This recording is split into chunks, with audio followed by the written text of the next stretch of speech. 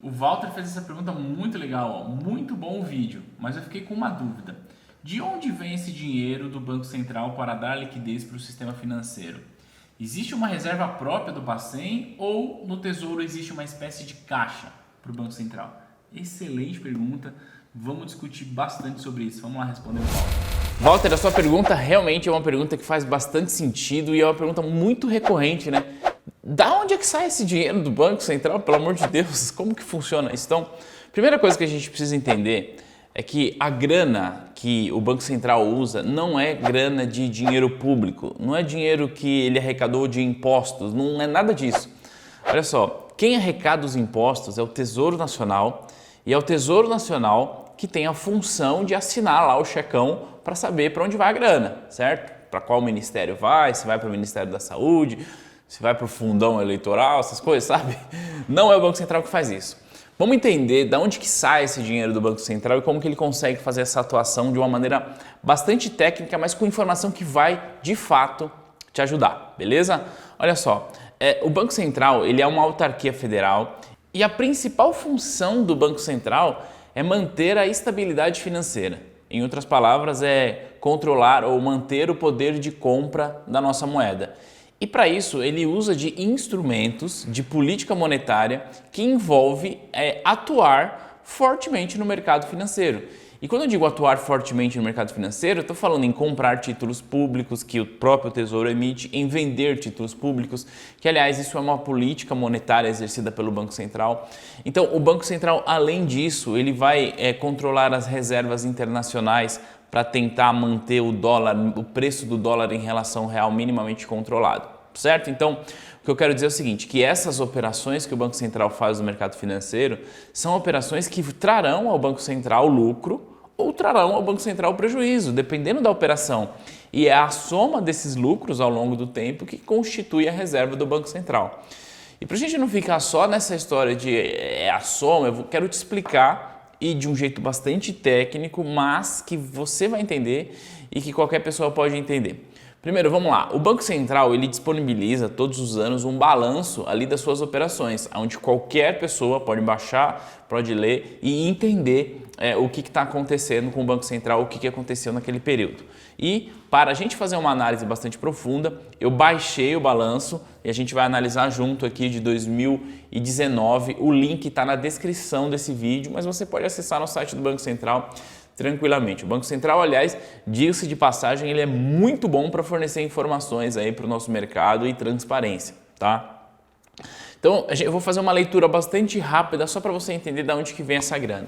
Beleza? Então, nesse documento que o link está na descrição, a primeira coisa que eu quero mostrar para você é o balanço patrimonial. O balanço patrimonial do Banco Central, ele funciona muito semelhante ao balanço patrimonial de qualquer empresa. Então, de um lado você tem os ativos, de outro lado você tem os passivos. Ativos, para quem não sabe, ativos são bens e direitos, portanto, aquilo que a instituição tem, e passivos são os ônus, ou seja, as dívidas, aquilo que ela precisa pagar. O que acontece é que o Banco Central ele não obedece, ou não é que ele não obedece, ele obedece, mas ele faz algumas ressalvas com relação às normas internacionais de contabilidade. Tá? Porque entre as normas internacionais de contabilidade existem vários fatores, como depreciação, como amortização, que a gente usa normalmente para analisar uma empresa, mas nas notas explicativas ele explica o porquê que não tem essas informações no balanço.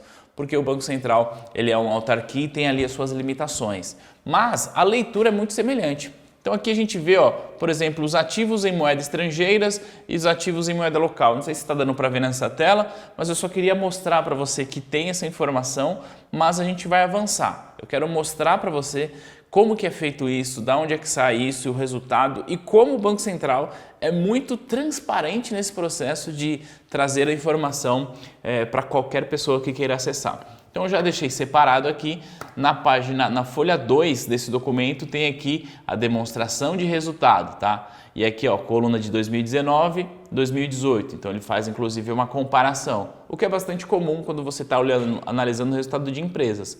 E ó, ele teve receitas com juros 159 bilhões de reais e despesas com juros 198 bilhões de reais, portanto teve um prejuízo com juros de 40 bilhões de reais, 40,5, né?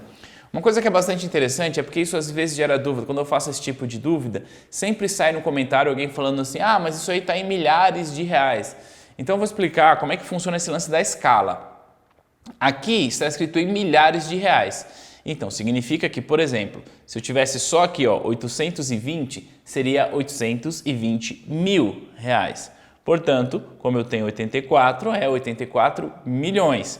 Quando eu tenho mais casas, passa para o bi. E assim sucessivamente. É como se você colocasse, aqui tem em milhares, é como se você colocasse mais 3 zeros aqui depois. Então, só para esclarecer isso, tá? E aí, alguém pode dizer assim, tá, Thiago, mas que juros? Da onde que é isso? Me explica, porque eu não entendi. Como assim que ele pagou juros? Pagou quase 200 bi de juros, ao passo que recebeu 160? Que papo é esse? Aí, olha que legal. Nota 25, é o que está aqui na tela, certo? Se você der uma passada aqui, ó, vai rolando, eu já deixei separado aqui, ó, 25, resultado líquido com juros. Aí o Banco Central fala, refere-se a receitas e despesas com juros dos ativos e passivos financeiros do Banco Central, não classificado na categoria valor justo por meio de resultado. Ah, Thiago, mas não explicou nada. Calma, olha assim, olha aqui, volta aqui para você ver. Vai um pouquinho mais. Então ele fala, olha, receitas com juros. Então ele conta caixa e equivalente de caixa, depósito a prazo em instituições financeiras, compromisso de revenda, crédito a receber e outras. Em moeda estrangeira, em moeda local, títulos, governo federal, créditos a receber e outras. E aqui as despesas que ele teve, em moeda estrangeira, em moeda local. Então tudo mostrando aqui. E aí tem uma nota, ó. Apesar da redução da taxa Selic, que remunera a maior parte dos ativos e passivos em moeda local, não houve impacto significativo no resultado líquido com juros em função da movimentação dos saldos médios nos períodos. Então tem toda essa explicação que o Banco Central traz. E aí você vai falar, puxa, Thiago, mas aí você está trazendo para a gente um prejuízo, certo? É, mas vamos olhar toda a operação. Então o próximo passo, ó, ganhos e perdas, né? Poderia ser perda se tivesse negativo, com instrumentos financeiros classificados como valor justo por meio de resultado. Thiago, eu continuo sem saber o que é isso. Calma, separei aqui para você também. A gente pode olhar. Ó, qual é a nota que está aqui? A nota que está aqui é a 26. Então a gente vai voltar aqui. Aqui é com moeda estrangeira. Está aqui, ó. Ganhos e perdas com instrumentos. Refere-se à variação de preço dos instrumentos classificados nessa categoria e inclui correção cambial, juros e ajuste a valor justo. O que basicamente é isso aqui é a marcação a mercado dos ativos que o Banco Central tem na sua carteira. Basicamente é isso. E aí ele ainda abre aqui, ó. Se a gente descer, ele vai explicar, ó. Em moeda estrangeira, títulos, derivativos, recursos sobre administração interna, em moeda local, derivativos. E o que é mais interessante é que se você quiser entender quais são os títulos, aonde que está isso, se você vir aqui, ó, nota 10.1, se você buscar a nota, você vai encontrar, aliás, a nota fica mais para cima. Nota 10.1, você vai encontrar a explicação do Banco Central a respeito disso. Mais uma coisa que eu quero trazer com você, ó, ganhos e perdas com moeda estrangeira, ganhos e perdas com ouro monetário. Tá aqui, ó. Então, 84 milhões e 2,5 bi. Em resumo, o que eu quero trazer para você, eu vou explicar esses dois, mas ó, aqui o próprio Banco Central mostra para a gente que o resultado dele em 2019 foi de 85 bilhões de reais. Apesar de ter pago esses juros, apesar dessa despesa, o resultado foi isso. Só que é importante dizer, tá? Isso aqui não é necessariamente um lucro, isso aqui é o resultado da operação financeira do Banco Central. Porque toda empresa, toda operação, existem outros custos que estão atrelados a isso, que mais para frente o Banco Central detalha. Mas, por exemplo, custos com o pessoal. Bom, tem gente trabalhando lá no Banco Central, a gente precisa tirar isso aqui dessa conta, tá bom? Mas basicamente é isso. Em 2019, tá? Com as operações financeiras que o Banco Central faz no mercado financeiro interno e externo, o resultado que ele teve, o lucro que ele teve, foi de 85 bi. Tá? E aí, mais uma vez, reforço, né? Não tem as despesas operacionais, não tem impostos, não tem nada. Mas 85 bi foi o que o Banco Central gerou de caixa. E aí, voltando aqui para a questão dos ganhos e perdas com moeda estrangeira e com ouro, 27 e 28, eu já deixei separado aqui, 27. Ganhos e perdas com moedas estrangeiras. registra um conselho de correção cambial de ativos e passivos em moedas estrangeiras não classificado na categoria de valor justo por meio de resultado. E aqui ele mostra exatamente, ó, caixa e equivalente de caixa, depósito a prazo, o que ele tinha necessariamente nessa operação. Ó, a variação observada decorreu principalmente dos efeitos de depreciação do real frente ao dólar estadunidenses e ao 10, que aí na nota 3.3 ele informa o que é isso, que em 2019 ocorreu de forma menos acentuada que em 2018. Percebe que a informação está disponível, a gente consegue ler essa informação até para a gente não sair repetindo um monte de narrativa, um monte de coisas que não fazem sentido, né?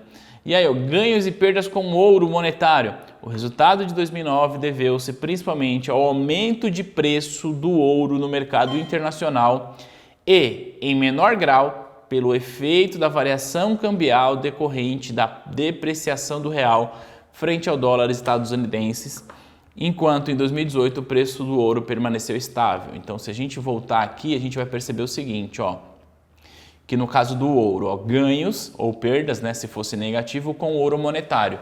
Ele saiu de 1,5 bi para 2,5 bi. Então ele teve um aumento aí de 1 bilhão de reais em um ano só com ganho de ouro. Talvez tenha ali aumentado a sua posição. Mas o fato é, a gente tem um documento com 71 páginas que você pode rolar e ler com calma para você entender. Não precisa necessariamente ler tudo, mas isso vai ajudar. Fala aqui, ó, as atribuições do Banco Central, o que ele faz, a apresentação. Aqui, ó, sobre as normas contábeis que eu falei, que ele não segue uma apresentação em normas de padrão internacional, porque ele não é uma empresa, né? Apesar de ter CNPJ, apesar de operar no mercado, o objetivo do Banco Central não é necessariamente gerar lucro ou eventualmente prejuízo, não é gerar esse serviço. O objetivo do Banco Central é trazer estabilidade monetária para o nosso país. Então ele explica por que em alguns pontos ele se abstém de usar o padrão internacional de contabilidade para alguns fatos, mas ele explica absolutamente tudo, tá? O que é passivo, ativo e passivo em moeda estrangeira. Ele conta para a gente aqui qual é a cotação do dia que ele fechou esse balanço de cada uma das moedas, ativo e passivo financeiro, o que é bar, tudo. Então assim, o que eu quero dizer, dá uma lida nisso, acho que isso vai ajudar você a entender de onde que sai essa informação. O fato é, a gente precisa entender que a grana que o Banco Central movimenta, a grana que o Banco Central injeta, não é grana de pagador de imposto, como a gente ouve por aí, tá? O Banco Central ele tem as suas operações. Quando a gente está falando, por exemplo, de liberação de compulsório, principalmente, né, não é nem grana nem de pagador de imposto, nem do Banco Central e nem dos bancos, é dos próprios clientes que depositaram dinheiro nos bancos. Então é importante a gente ter esse tipo de informação para a gente elevar o nível da nossa discussão quando a gente está falando do envolvimento do governo, do envolvimento do Banco Central no mercado. Beleza? Mas, cara, de verdade, obrigado por sua pergunta. Espero que eu tenha contribuído, que eu tenha trazido para você e para quem está assistindo uma resposta satisfatória. Clica aqui embaixo para você baixar o balanço do Banco Central e que se você gostou desse vídeo, deixa aí um comentário. A gente se vê no próximo. Tchau!